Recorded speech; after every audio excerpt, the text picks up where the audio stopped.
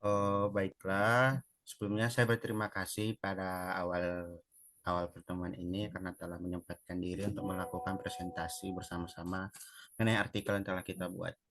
Jadi, Assalamualaikum warahmatullahi wabarakatuh. Waalaikumsalam warahmatullahi wabarakatuh.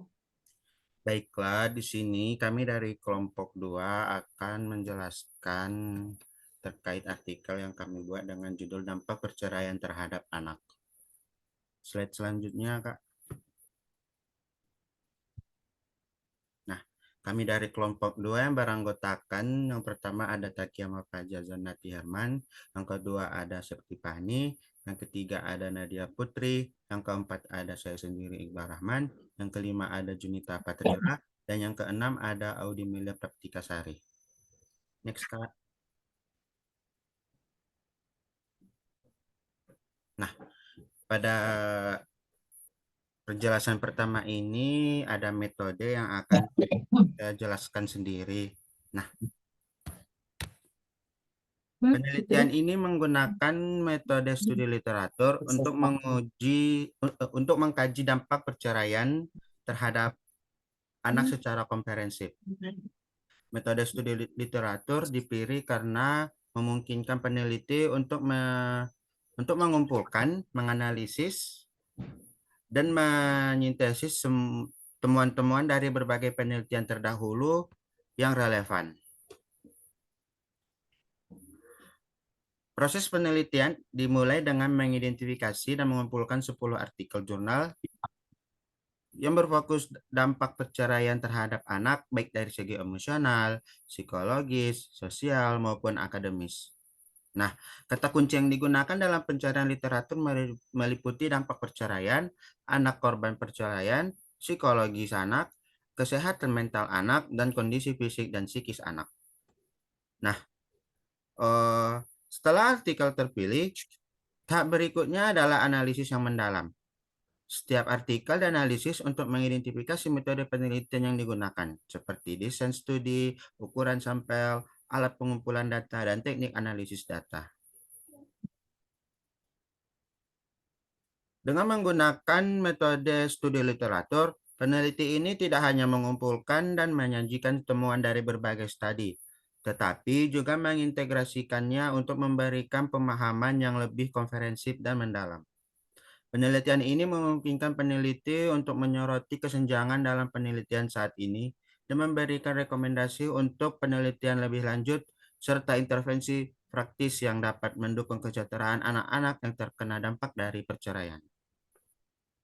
Melalui analisis yang menyeluruh dan integratif, penelitian ini bertujuan untuk memberikan kontribusi yang signifikan bagi literatur yang ada, serta menyediakan panduan yang berguna bagi praktisi, peneliti, dan pembuat kebijakan dalam mengatasi isu-isu terkait dampak perceraian terhadap anak.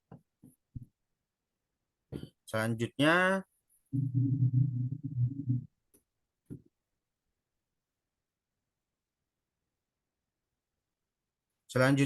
ada diagram flowchart yang akan dijelaskan oleh Takia Mafaza. Kepada Takia dipersilahkan.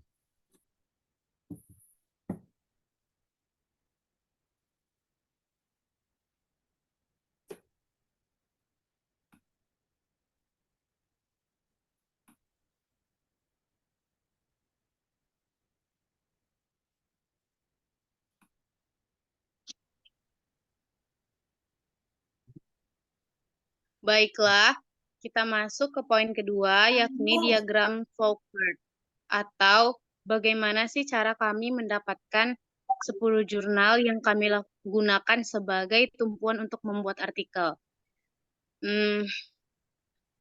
Yang pertama itu, penulis melakukan pencarian jurnal mengenai dampak perceraian pada anak di Google Scholar.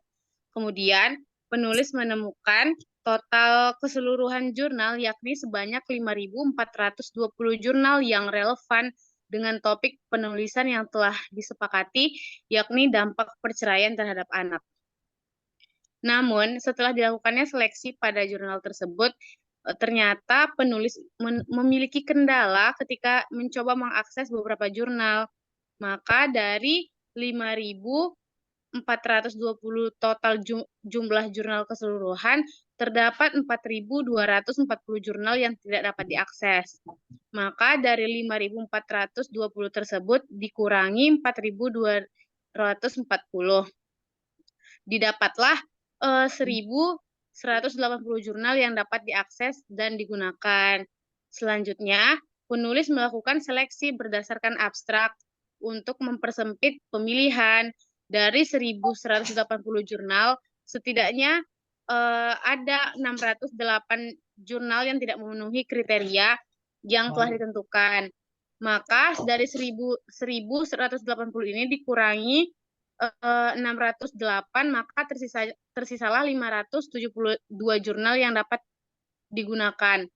Terus langkah berikutnya adalah seleksi berdasarkan jenis dokumen. Ternyata penulis menemukan 552 jurnal yang tidak masuk dalam kriteria yang telah ditentukan. Maka dari itu, penulis mengurangi 572 jurnal dengan 552 jurnal, maka tersisalah 20 jurnal yang dapat digunakan. Kemudian, untuk memastikan lagi kalau jurnal ini dapat digunakan sesuai kebutuhan, penulis melakukan seleksi akhir berdasarkan jenis studi. Nah, dari seleksi jenis studi ini terdapatlah 10 jurnal yang tidak memenuhi kriteria studi. Maka 20 jurnal tadi dikurangi 10 jurnal yang tidak memenuhi kriteria studi, maka tersisalah 10 jurnal final yang akhirnya penulis gunakan untuk menulis artikel, yakni dampak perceraian terhadap anak. Nah, sekian penjelasan dari saya kembalikan ke moderator. Baiklah, terima kasih kepada Takia Mafazazanati Herman yang telah menjelaskan mengenai diagram flowchart. Selanjutnya ada perceraian dan dampak yang akan dijelaskan oleh Audi Melia Praptikasari. Kepada Audi dipersilahkan. Baik, terima kasih Iqbal. Nah, pada ini saya akan menjelaskan mengenai apa itu perceraian dan dampak perceraian yang terjadi pada anak. Perceraian merupakan proses hukum yang mengakhiri pernikahan antara dua orang, yang berarti bahwa pasangan tersebut itu secara legal tidak lagi dianggap sebagai suami istri. Nah, selain mengakhiri hubungan pernikahan, perceraian ini juga menguruskan antara pembagian harta, hak asuh anak, dan tanggung jawab lainnya. Jadi, hal ini memastikan bahwa semua hal yang terkait dengan kehidupan bersama akan diatur dengan jelas setelah berpisah. Nah, perceraian ini seringkali membawa dampak yang sangat signifikan bagi anak-anak. Ketika orang tua bercerai, anak-anak harus menghadapi perubahan besar dalam kehidupan mereka, termasuk penyesuaian terhadap situasi keluarga yang baru, perpisahan dari salah satu orang tua, dan seringkali perubahan tempat tinggal. Nah, semua perubahan ini tentu dapat mempengaruhi stabilitas emosional dan kesejahteraan anak-anak tersebut, yang menjadikan mereka kelompok yang rentan dalam konteks perceraian. Nah, dampak perceraian yang akan aku bahas di ini ada 6 poin. Yang pertama itu ada dampak psikologis. Anak-anak yang mengalami perceraian orang tua seringkali menghadapi stres psikologis. Nah, mereka ini mungkin merasa cemas, depresi, atau bahkan memiliki perasaan tidak aman karena perubahan besar yang terjadi dalam struktur keluarga mereka. Kemudian yang kedua ada perasaan kehilangan. Nah, perceraian bisa membuat anak-anak merasakan kehilangan bukan hanya dari satu orang tua, namun juga rutinitas, stabilitas, dan bahkan lingkungan rumah yang mereka kenal. Nah, rasa kehilangan ini pasti dapat mempengaruhi perasaan stabilitas dan keamanan mereka. Kemudian yang ketiga itu ada konflik internal. Anak-anak mungkin mengalami konflik batin, merasa harus memilih sisi antara kedua orang tua, atau bahkan merasa bersalah karena adanya perceraian yang terjadi tersebut. Hal ini pasti dapat menciptakan stres emosi yang signifikan pada individu anak. Kemudian yang keempat ada kemampuan dalam membangun hubungan sehat dan stabil dengan orang lain. Pengalaman perceraian orang tua ini dapat mempengaruhi pandangan anak terhadap hubungan. Mereka mungkin memiliki kesulitan dalam mempercayai orang lain atau bahkan merasa takut akan komitmen yang dijalankan di masa depan. Nah, yang kelima itu ada prestasi akademis.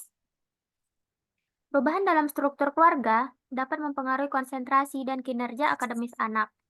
Stres emosional dan perubahan lingkungan rumah dapat membantu mengurangi fokus mereka di sekolah, yang pada akhirnya itu berdampak pada prestasi akademis anak.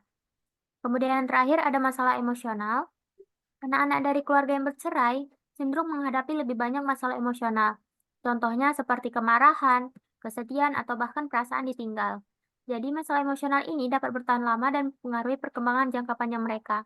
Mungkin itu saja yang dapat aku sampaikan. Aku kembalikan kepada moderator. Baiklah, terima kasih kepada Audi Melia Praktika Sari yang telah menjelaskan mengenai perceraian dan dampak. Nah, selanjutnya ada impact dari perceraian yang akan dijelaskan oleh Junita Patrila. Kepada Junita, dipersilahkan. Baik, terima kasih kepada moderator yang telah memberikan kesempatan kepada saya untuk menjelaskan mengenai impact perceraian.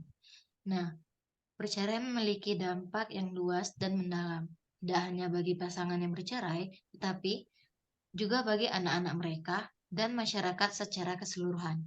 Dampak perceraian dapat dibagi menjadi beberapa kategori utama, yaitu yang pertama, dampak pada anak. Anak-anak adalah pihak yang paling rentan dalam situasi perceraian. Mereka sering mengalami gangguan emosional seperti kecemasan, depresi, dan rasa tidak aman. Perubahan dalam struktur keluarga dapat menyebabkan ketidakstabilan yang berdampak negatif pada perkembangan psikologis anak. Anak-anak dari keluarga yang bercerai mungkin menghadapi kesulitan dalam berinteraksi sosial, membangun hubungan yang sehat, dan mengalami penurunan prestasi.